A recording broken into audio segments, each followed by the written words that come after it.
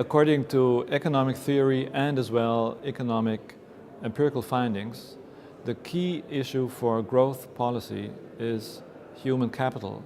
Human capital means education, qualification.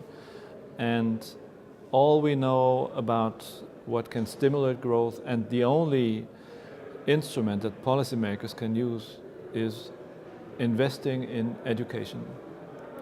Nevertheless, there are some issues that have to be considered here. It's not simply educating in whatever you want. You have to have a close link between the supply of education and the demand for education. And this seems to be the secret of differences that we observe between different countries. Germany, for example, is doing a very well job referring the link between demand and supply. Other countries like Spain or Greece are producing a lot of qualifications, but they are not suited to market needs. So that's a problem, and that's the challenge for policymakers.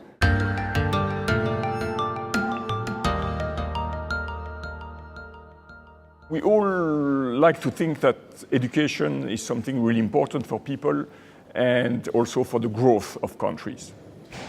So I would like to challenge that view a little bit. So it's very clear from the microeconomic studies that education at the individual level brings higher wages and a higher employment probability. So that's very clear, and there is unanimity in the literature on this.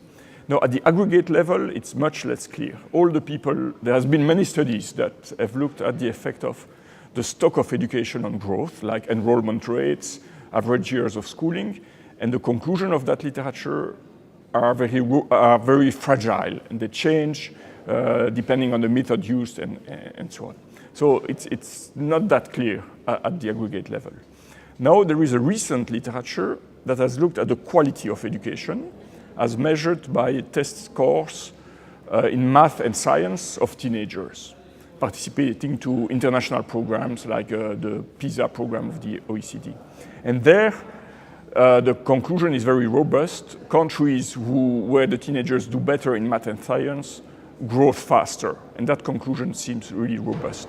So the policy implication of this is that the focus should be on quality, trying to enhance the abilities of people, of students, and for doing that, the literature stresses more that what matters is the quality of teachers, the autonomy of schools, not so much the budget allowed to education and the student-to-teacher ratio.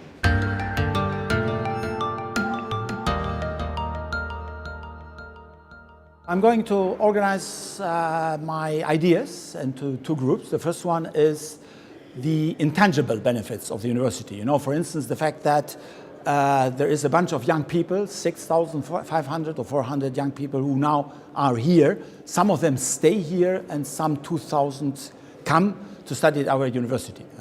So it gives a population which is critical, which is interesting for the society and which has to be here.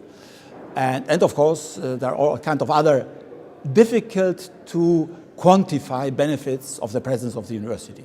The second part, I go into a little bit of quantification. And I mentioned, you know, the value of the degrees, the money value of the degrees, and also the value of the research outcomes. And then I compare this with the cost for the government, basically.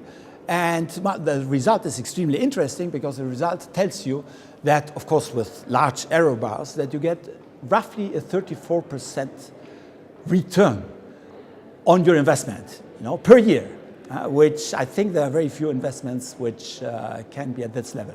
Now, we are going to do this analysis more professionally with some of my researchers at the university, and that then will be published maybe in half a year.